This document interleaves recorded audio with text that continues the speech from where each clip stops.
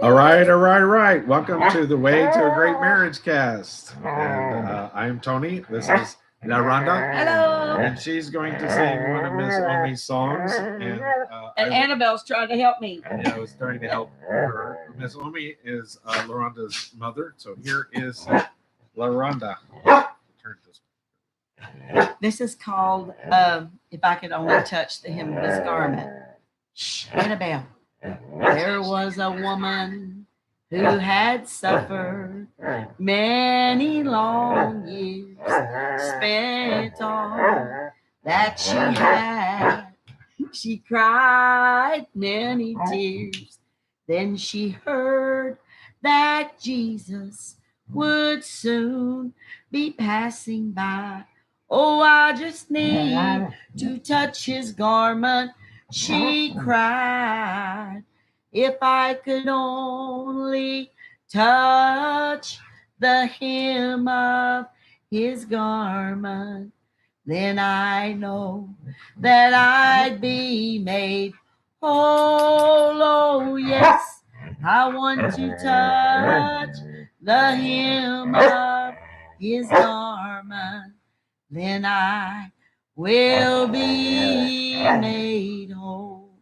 She touched his garment as he came by. She was healed and she cried. Then he said, oh, who touched my clothes? The woman fell at his feet with fear and trembling, began to weep. Oh, go in peace, he said, thy faith has made thee whole. Well, do you need to be made whole like this one in days of old? We have the same Jesus today. Oh, have you heard? He's coming soon.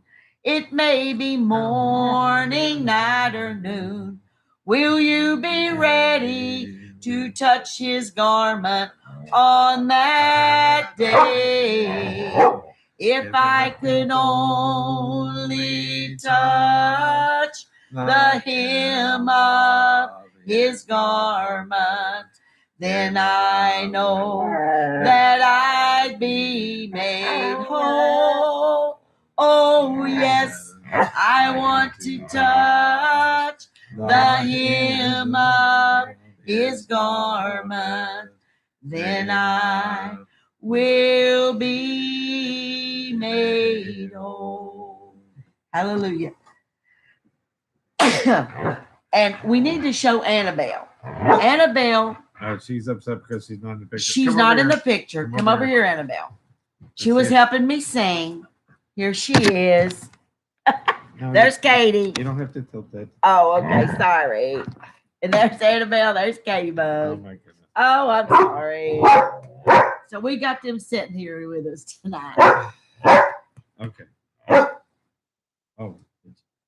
It's on mine. It's on yours, I guess. Yeah, it's over there. There you go. Oh, okay. I guess this is Carrie's topic. Yeah, but it's not exactly. She sent it to me, and she said, "Oh my gosh, they've took it away. We couldn't find it on Messenger. We couldn't find it on our regular text." So she was like, "It was like 3 ways that a man knows like something's wrong with his wife or how to." So I found the next best thing, the do's and don'ts. Tony always does this. The do's and don'ts of marriage communication. So it's similar to what Terry had said. And it says here, successful communication in marriage. What is communication? At its very basis, communication is the exchange of information, affirmation, and confrontation. What is communication to you? Because you always ask me questions. I'm asking you tonight. It's your turn. So what's communication for you as a man? You know, women have a different idea. Uh. No, Grunting. no, not grunting. What is communication to you? I don't know. It's hard to say. It's probably written works best, and you aren't mishearing people and those kind of things. I think probably texting has saved a lot of marriages. Maybe. Yeah, because you don't hear each other's voices sometimes. And don't you think, now I'm asking your opinion, and this is only a thought process for me. Don't you think every situation has different communication? You know, I mean, you don't have to text every communication. If it's something important that needs to be written down on a text or whatever, but don't you think there's all different kinds of communication for different situations? Mm-hmm. Oh, come on, help me out here. Here he hands it over to me tonight, and now you want to answer questions. Well, usually that's why I come up with the topic. I read the questions and you answer them. Well, you're the talker. I'm the listener. It's vice versa. My part of communication is listening to you talk. As my dad would say, it's a little vicey and versy tonight. Oh, okay. So Vicey and versy. yeah, it's a little vicey, sometimes versy. So it's kind of put on you to answer the questions. So you can't just grunt. This is about communication. We're not having any right now. Let's see. I'm just reading. This is Dr. Ed Young. I actually trained under Ed Young for. Oh, is that like Theophotic counseling? Oh, like Ed Young University or something? Yeah. All right. This post here will focus on a healthy communication in regards to confrontation. Okay. Which we've had, some of that, not in marriage, but in other things just this week. Mm-hmm. First of all, 69% of all issues in marriage are redundant. Usually don't really matter. I thought they meant redundant as in they're reoccurring. No, redundant, like you'll say that question's redundant. Oh, kind of like what we train and celebrate recovery. Like Max says, oh, we'll take that up at the monthly leadership meeting. That kind of thing. And by the time we get to the monthly leadership meeting, it's taken care of. It's already taken care of. Yes. Or it's resolved itself. Yes. Okay. Yes. So, in other words, you're not going to solve 69% of them. It's just things that happen, and like you just said, they solve themselves most of the time without communicating or talking about them. For instance, if your spouse is an extrovert, hello, that'd be me. You're not going to change her or him or be prepared for them to talk to anyone, anywhere, at any time. You and Braden always complain about that. You know everybody, everywhere you go. Isn't that what you always say? She agreed with me about redundant. Terry did. Hey, Terry. Oh, hi, Terry. I think important communication between husband and wife should be in person and face to face. Redundant is over again, and definitely. Yeah. Well, that's what I was thinking. Is redundant is that the couples tend to argue about the same things. Yeah. Over and over again. Yeah. Even though they've resolved it once before, they'll bring it back up again. So right. That they can. I missed that issue. Do what? I missed that issue. Let's fight about it again. Oh, yeah. Exactly. Let's see. I told you she's agreeing. Yes, she is. If your spouse is an introvert, well, you're sometimes introvert. No, I'm always introvert. Well, no. When you're in a crowd, you are talking. Well, it's like the Moses complex. That's one of the things I always tell people about preachers. Is all preachers that I've ever known are introverts. Whenever they really are to preach, if they're like Moses, I can't pulpit. talk. You're gonna have to give me somebody to talk for me, and then they wind up doing all the talking. Yeah, exactly. And talking for hours. And you do that. You can talk and talk and talk. Sometimes Sissy will say, he never gives you a chance to even say a word edgewise. Okay, well, this episode, I'm giving you plenty of it's words. Your time. Edwards. Yes. Okay. We'll use our country slang. Yes. If your spouse is an introvert, he or she will become exhausted when forced to be in a large social setting for an extended period of time. Yes. Yeah. Like And after, we talked about that. If you're acting out of your basic personality, we've talked about personalities, phlegmatic and sanguine, melancholy, and cleric. If you're acting like I'm a phlegmatic, if I act like a cleric, then which is one of the things the preachers do because they're introverts and they're having to be extrovert on Sunday morning. Most of them come home from church and collapse and get in the bed. and get in the bed They do. and sleep and either till Sunday night service or overnight, and or Well, you know, or and- they're like they really don't want to go out and eat. We found this with Uncle Cecil. He doesn't like going out in public. No. He's like, He's no. afraid he'll run into somebody he knows. Yeah. And, Thanks. and we they just want to kind of become a recluse the rest of the week. Yeah. Well, even Mark is not an introvert. He's actually an extrovert all the time. But after he preaches, he says, I go home and collapse Monday. Well, I mean, he wants to sleep all day. Before he surrendered to preach. Yeah. I guess he was the life of the party. He was. He was a partier. He was a partier. Yeah. Until he got saved. Yeah. But it says if he's an introvert, he'll become exhausted in a large social setting if it's for an extended period. They'll need time to recharge. Right. And absolutely, this will not change, it said. Likewise, every married couple will have conflict over parenting, finances, and sex. It's inevitable. Parenting, finances, and sex. And sex. It's inevitable. So how do we resolve these conflicts? By doing so in a sound and biblical way. God's plan for marriage communication. When couples experience difficulty in communicating with each other, the tendency of the world is to turn to self-help books, or let's see what Dr. Phil says about it. But God has given us a much deeper. They banned Uncle Phil the other night. Yeah. Oh, did they? Yes.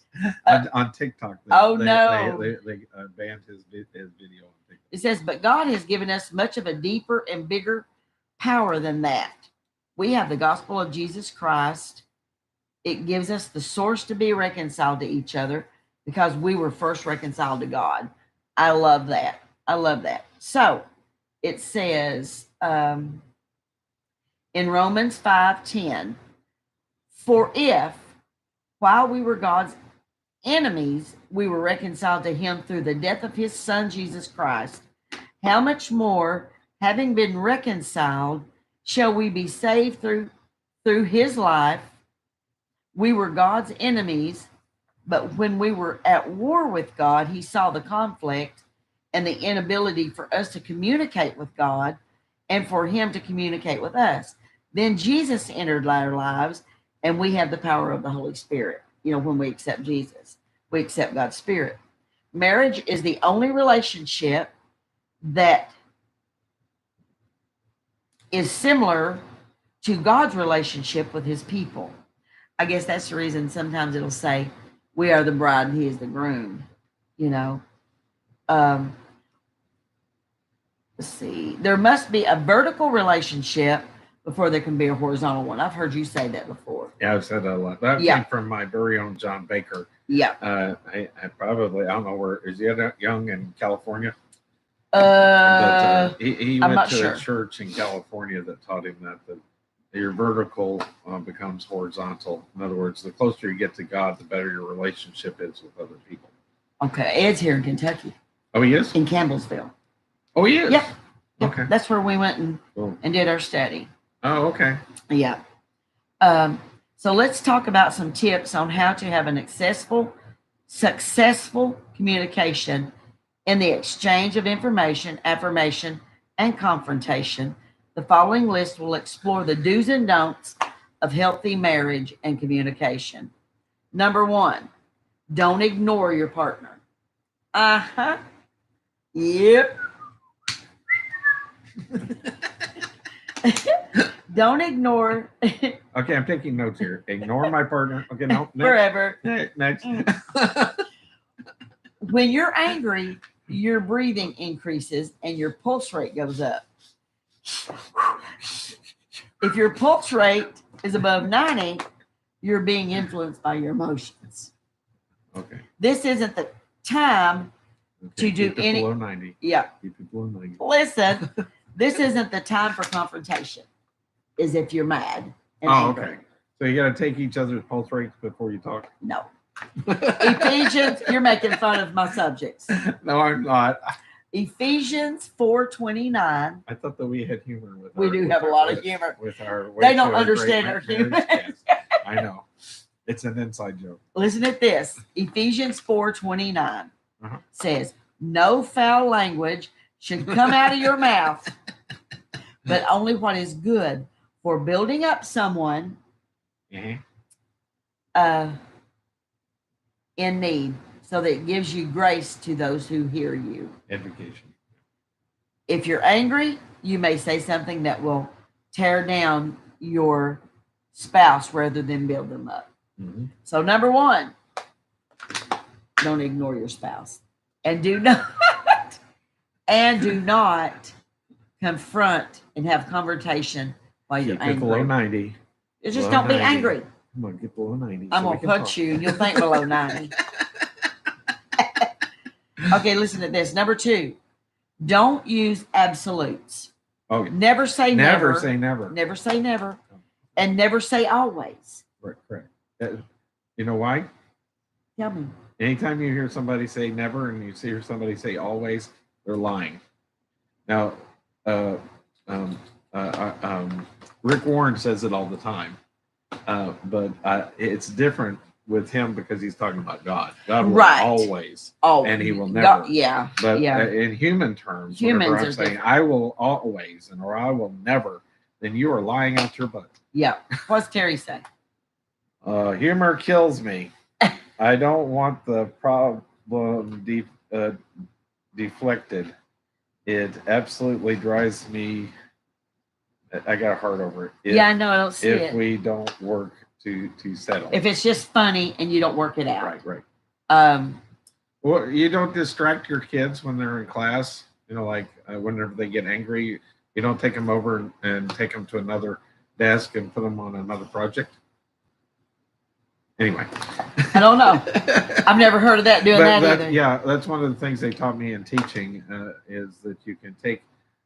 This is marriage, not a child. But there are some kids in our marriage. They are. Sometimes our little girl and boys come out to play. And anger is a childish emotion. It is. Yes, and so deflecting that can help. Well, we've always worked. But usually it does. Me and LaRonda's the only ones that actually has worked with. Usually the humor makes the other person angry. So I wouldn't suggest this as a model. No, for that's just how we get through life. But it's the way that we cope is with humor. And we're blessed with that. Yeah. Because we neither one get angry whenever the other one it's silly. Laughs at us. What Terry said, but the issue is still there. Well, sometimes it is. Sometimes it is, yeah. and sometimes it isn't, yeah. And that's what we're talking about. Depends on what the issue is. Depends on the issue. I don't know if you were on when I were talking about in Celebrate Recovery training that Mac talks about well, we'll take if somebody brings in a problem, we'll take that up at the monthly meeting. Yeah. And then maybe it usually by the monthly meeting works itself out. It's worked itself out, and they don't have to take it up. Yeah. So by deflecting, if it's still there after a while, then yes, you have to. Especially like you were saying, the rudiment arguments, the arguments that keep coming up over and over and over and redundant.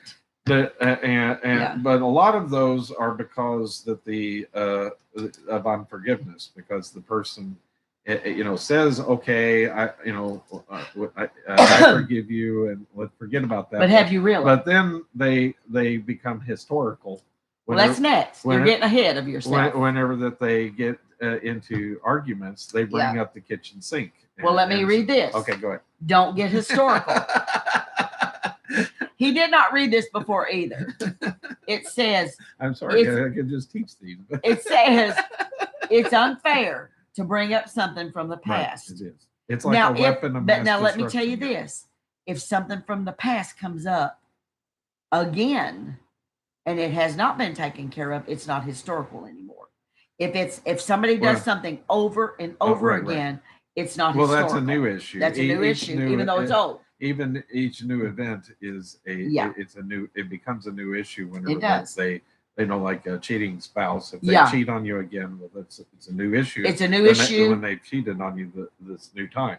Yeah. And so, But it still brought back up a historical fact that Right. happened to them. right. You And, know, and so- you can, yeah, but we're talking about though where Communication. where that it's not that way. Where that they we're talking about finances, but you're like you didn't pick up Johnny on Friday, so you lose the financial argument because you didn't pick up him from school on Friday, and I had to leave work early and go pick him up, Yeah. and all this kind of crap. And blame them because makes them wrong for. They think that it makes them wrong for everything if you bring up. For this argument, if you bring up everything else, Well, that's not what I'm talking about. It thing. says don't get historical. Right. I just mean if it's the same thing, it brings history back up in your face. Well, it does. Yeah. And that's Not picking Johnny up. I'm know. talking about if say somebody's cheated and they cheat again, right. it's not history. It's Right. historical facts being brought up in your face. But it says stay in the moment, deal with the issue at hand. If you go historical, you usually will become hysterical. Hysterical. But it's like the weapons of mass destruction. That's using chemical warfare, I guess. You could say. And not using the D word. So Right. number 5, I'm sorry. Number 4, don't name call. This goes back to the verse in Ephesians. It's also damaging to compare your spouse to someone else. You say, why can't you be more like so-and-so? You're acting just like your mother or father.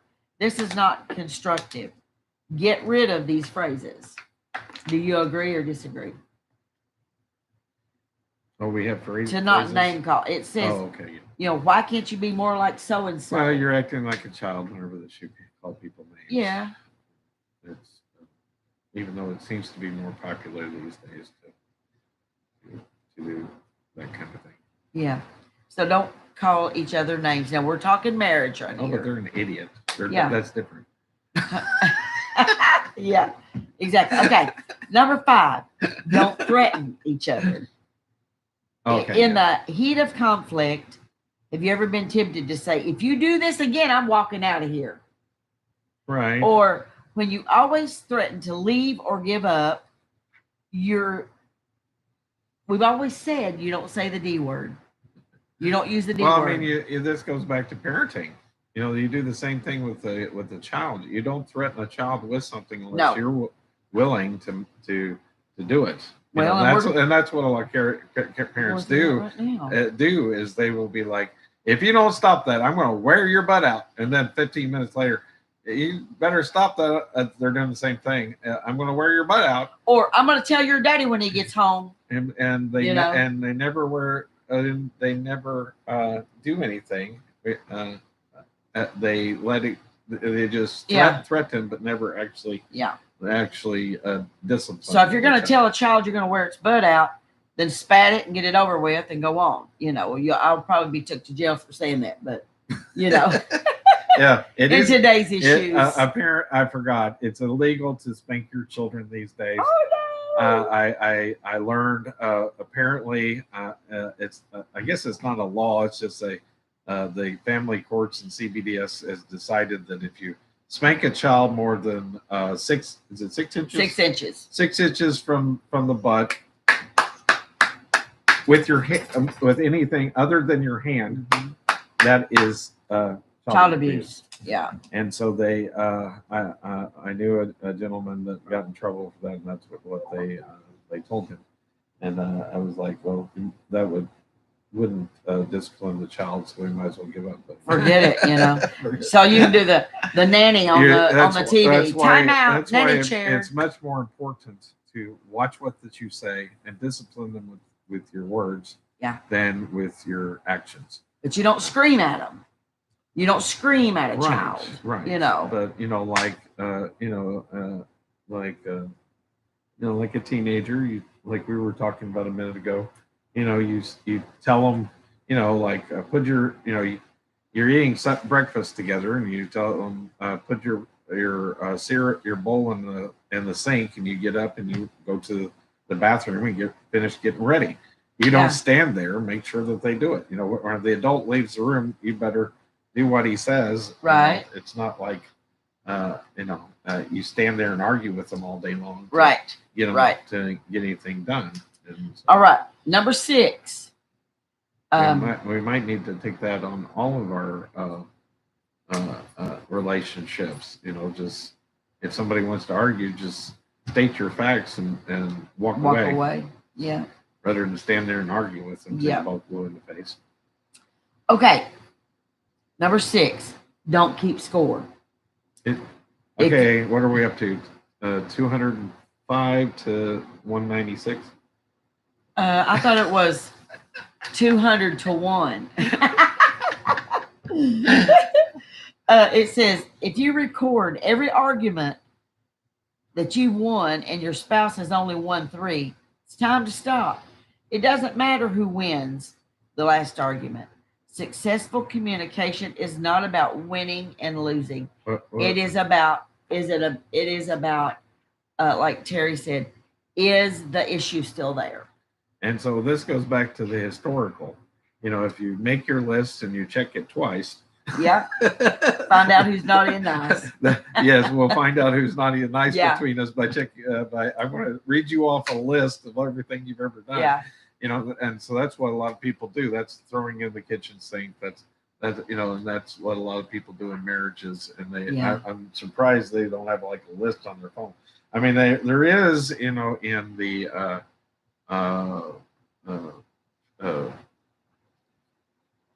Fireproof book. There, one of the days, that's what you're supposed to do in the Fireproof proof book. It's a 40-day book where each day you do something different. And one of the days is you make a list of everything that your spouse has ever done bad to you. And so you pray and ask God to forgive them, and you forgive them, and then you burn the list. Never to be brought up again. Never to be brought up again, right? Exactly. And so that's the idea. Good one. Okay. And of course, this one is this is the do's and don'ts of communication. Number 7, last one. Don't correct them. We love to correct. Don't correct what? Don't correct them. Hold on. We love to correct. Are you sure not to correct yourself? Stop and let me finish reading this. I'm going to correct you. We love to correct our spouses when they're telling a story or saying something. I've seen this in a whole lot of couples. Oh, I know. No, it wasn't when I was 14. It was when I was 15. You said it was when I was 14. Okay, well, you tell the story then. Yeah, then you go ahead and tell. It wasn't Mexico. It's Belize. Oh, we was on a cruise. We went on an airplane. You're not supposed to correct them. It's very demeaning. I noticed this. We have people we know that. Yeah. So, listen at this one. That was the don'ts. The do's of communication. Do give respect, because respect is the basis for a good marital communication. The book of Genesis says we become as one flesh. If you're disrespectful to your spouse, you're really disrespecting yourself also, because you're as one. If you intend to hurt or harm your spouse with your words, you're causing harm to yourself. Now, that's true. And every time I hear that, I hear the book Love and Respect. I hear either love or I hear respect. I hear that book, and I hear, Galatians 5, and it talks about the wife respect your husband and the husband love your wife. As Jesus loved the as church. Jesus loved the church. So, women need love, and they'll show you how to do it. So you do give love because my understanding is if a woman says, and we talked about this the other day, but you said that women are now more like men, and so They are. and so they want respect. They demand respect. They demand respect, but really, when a woman says that she wants respect, she means she wants love too. She's not feeling love. She's not feeling loved. And you know what? Even though men are tough and you guys want, you want respect. So when hold on just a second. Let me finish my thought. I'm not respecting you. You're not respecting me right now. No, men, even though, they're, I want respect and I deserve respect. They want love too. Men love to be loved. If you don't know that you're really loved by your wife, it don't matter if she respects you or not if she doesn't love you. So I think respect and love go hand in hand. I mean, that's just my thought process. And I agree that men love respect and women love love. But this is so funny. Do let them talk. Right, because I was interrupting. You interrupt me. That's funny. Yeah, you have to learn to hold your thoughts. One of the things as a child I had trouble with was I was like, oh, I won't be able to remember this. I got to tell you, but before I forget it. But that's one of the things I used is sit down at the kitchen table, get out your notebooks, and set a timer. 3 to 5 minutes is our guidelines for Celebrate Recovery, and then take notes. So that you're not interrupting each other. No crosstalk. So you take notes while that you're discussing things, and then no foul language. And then whenever it's your turn, then you can address the things that you wanted to interrupt them about. But now, me and you have said something different than 3 to 5. We say 15 minutes. Right. Well, that's different. But the guidelines are very good. They are. And if you're having trouble in your marriage, the Celebrate Recovery guidelines would be they're great. Would be great if you're having difficulty communicating, being able to actually sit down and have a conversation. Period. I mean, we're talking about it being that bad. Right. There's some couples you have to realize that are out there that they can't even say hi to each other. No. Without hi. What do you mean hi? By hi? What did you mean by hi? It's funny now, but you know how that feels, right? Yeah. Was you say hi or hi? What kind of hi was that? What did that mean? But this is what it says. This is very important. You need to listen to each other and learn what kind of communicator they are by their body language. Then go back up to the previous tip. Don't correct. And then that may help you get through a really difficult conversation. Like when somebody folds their arms like this, that means I'm not listening to you. I've shut up. I've shut down. I've shut down. Yes. And I've went into my little shell, and I'm not going to talk back. Yes. That's exactly what so I always make sure that I keep my arms not crossed whenever I'm talking to somebody. And when I'm sitting in a chair, I constantly am doing this, but it's not because of any reason. My hair is hung in the back of my neck. So that doesn't have any. You're just a little princess. I'm a little princess. I'm fixing my hair. The other thing is, they taught me it comes to mind is whenever I went about chaplain training, is that if the doctor comes into the patient, it's going to give them bad news, is you come and stand next to them so that the body language is that you're receiving the bad news with them. Right. And instead of if you're like in a triangle with the doctor, then you're part of it. So there's body language that goes along with this. If I'm going to have an argument, there was somebody recently that I had to tell off. Yeah. And so I decided to sit down whenever that I had the conversation with them, so they wouldn't feel threatened by me because it's a female. Yeah. Rather than me standing up and then telling them that they were telling them they were doing something wrong. That they were doing something wrong. Yeah. Confronting them about what it's they were hard. doing. And so Confrontation is hard. You be mindful of that. Speaking softly whenever that you want to be yelling. Yes, helps. In fact, it gets more attention it to does. speaks softly like Joe Biden. Speak whisper. Do the whisper. Do the whisper. Well, this is what it says. This is number 3 of do's. Do compliment publicly and privately. No one can compliment me more than my spouse and have it mean more. We build each other up. Is this on here? Uh-huh. Okay. Well, I'm making it up as I go. Yep, I know. One of the love languages is affirmation. Even if it isn't your love language, learn to speak it. Don't contradict someone in public.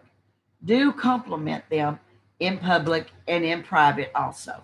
Well, that's a good point that I can add to is, lots of times we know what our love language, hopefully most Christians have read the 5 languages Yeah.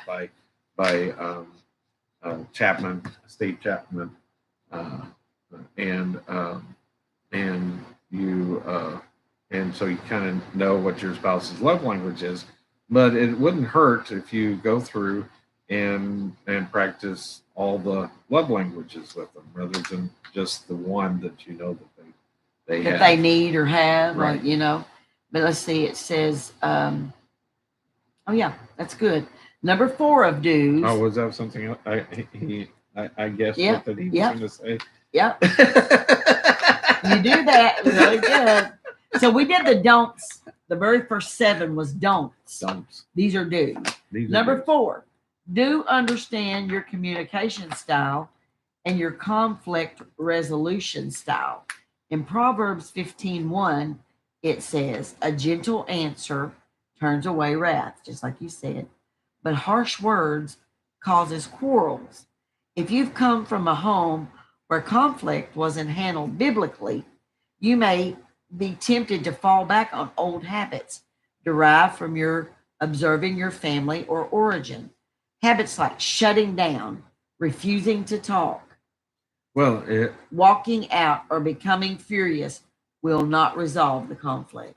right. Well, we have all become aware of the freeze, flight, and fight Yes. is the basic innate response, to a being confronted, and so running away is shutting down and retreating into your thing. Freezing is not being able to respond, and then fighting, you become angry. One of the things that we talked about early on here was I said texting because and Terry said she wants to have face to face with her husband, but the thing of it is I don't know if you ever played that game where the telephone operator where in the class you tell one kid you tell them something and it goes around. By the time you get to the end, it's something totally different. Yes, yeah. It's because we don't hear each other. We don't. And so exactly. And even if we heard word for word what they said, it may not be what they meant. And so you repeat back to them what they're saying. It also helps them to see what they're saying to you. Right. But if you, like a parrot, I learned, every word, you say it back to them like a guy. I remember my favorite story is about when my cook at Celebrate Recovery was going to confront me about what the board wanted me to do about not putting the Living Bread Soup Kitchen sign in the window. Oh, yeah. And he came in and he said, "You're not going to put that sign in the window." And I said, "I'm not going to put the sign in the window." You're not going to put the sign in the window. Whenever I'm trying to put it in the window of the front of the church, I'm not going to put the sign in the window. And until he said, "Well, the board has told me to tell you, you can't put the sign in the window anymore." People get confused and think they're going to come and eat tonight instead of tomorrow night. Oh. And that's the So night. you That's answered the night that I should have told him, "Go home and I'll cook the hot dogs myself." Yeah, okay? exactly. Whether there's 75 or 100 hot dogs, I mean, how much more time does it take to cook 25 hot dogs. But anyway, Exactly. None. Doesn't take because any. that's all we had for. It wasn't like our celebrating company. We cook big meals. You know, but well, we still cook for 30 people, and we have 15. You know, Yeah, we exactly. expect that. You know, but it's ridiculous the mentality of some people. But Yeah. anyway, that's But I repeated back to him until he was able to communicate. With So me. he did not hear even what he was saying, really. Well, I don't know. I don't Maybe think he so. didn't. Because until he said, "Oh, well, the board said you couldn't put it there," and that's what he should have said in the first. Hey, Tony, don't put that there. The board said let's not put it there tomorrow. He wasn't a good communicator at all. Right. He was You just know. going to come in there and tell me what to do. Exactly. He wasn't communicating. Which is fine. So it says, let's see, develop a strong marriage communication. One of the great things you and your spouse can do for each other is create a foundation for your marriage, is to read the chronological Bible together. You will literally be on the same page. When there's an issue or an argument or a conflict, you know that you've built a solid foundation on God's word. God communicates to us in such a perfect fashion, and it may in many different ways. His communication is perfect. His desire for us is to communicate the same way with our spouses and with others. Let's see here. This is the last of it. Step 1, talk to your spouse. Tell him or her that you love them. I love you, Tony. And want to get on the right track. If you're a Christian, perhaps you could even pray together. You'll be amazed at what God will do if you invite him into your marriage. Seek help. Find a counselor. We have resources to help you. And it's got a click place there. Join a small group. Celebrate Recovery small group. Oh, you ain't got Celebrate Recovery on right now. No. Neither do you. No, I just says faith. This should be a high priority for you to join a small group, because you can surround yourself with other couples who will help you. Attend church. Going to church every weekend will be massive for your spiritual growth and your marriage. God doesn't want something from your marriage. He wants something for your marriage, and being in church is a part, and it is an anchor to your marriage. Katie Bug, quit. You're not helping. This is the last. This is the last one. She It wants it says, to be over. "Get to work. Get to work." No, she wants to start over. Yeah. She spun it back up to the top. Yeah. Don't just talk about wanting to heal your marriage. Instead, actually do the hard work together. So, I didn't know you were ticklish. yes, I am. So that was the do's and don'ts of marriage communication, and that was Dr. Ed Young, and I actually trained under him for Fostic counseling. theophostic counseling. Theophostic. Yeah, theophostic. That means light. See, I've heard Fostic counseling all these years, Theophostic. and it's Theophostic. Yeah, and it means, he said, Dr. Ed said, when God, I finally repeated it back to her, and she corrected me. yes. But what Dr. Ed said that was putting light into a dark place. So we all have a dark place in the back of our mind that only we're allowed in. And even God knows what you're thinking. You think you've got him Well, like blocked out of Theo it. means God. Yes. Fostic would be Light. like. Mm-hmm. Theophostic. Okay. Well, I was thinking it was like your brain or something. It is. It is. So it's putting God. I was thinking Putting it was God like in your brain. Yeah, really, truly, that's what it means. But Brother Ed always said it's putting light in a dark place, which God is the light, you know. But anyway, thank you, Terry, for your suggestion for tonight. Even though we couldn't find the one you wanted, this was kind of a close second. They got shadow banned on social media. We did. Me and Terry. No, that post did. What? Yeah, it did. That's horrible.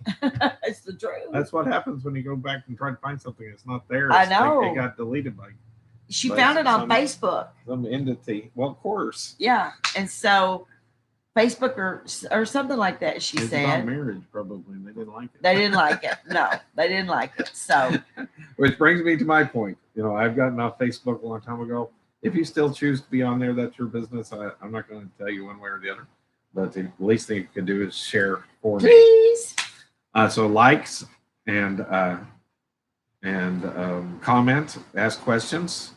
Terry did a great job tonight. Thank you, Terry. At keeping us on track. Yep. And so, and if you want to come in here and harass us too, that's fine too. Please. We might find it funny. Yeah, we usually Don't do. get upset if we laugh. We laugh. Well, we'll take you seriously. We won't No. belittle you. I No. promise you. No. But we might laugh and have a few jokes. But if That's just our way. Our way. That's just our way. Not So jokes, but we may laugh and yeah, have fun answering your questions. yeah. But that's just who we are. And notifications, ding, ding, ding, ring the bell so you'll know when we come on. Please, Oh yes. please, and thank you. Oh, I'm not cute. You're not queued up. I'm not cute. I got you ready, and I get myself I ready. know. Sad. Thank you all for joining us tonight. I hope you enjoyed it, and I hope it's good information. Okay. You ready to dance? Good night. Until we meet. Adios, au revoir, arrivederci to you. And though it's always sweet sorrow to part, You'll know you'll always remain in my heart. good night, sleep tight, and as it feels to you, This part's too here's a hard. wish you take that your dreams come true. And now till we meet again, Adios, au revoir, oh, arrivederci. good night. We love you. You are loved. You love.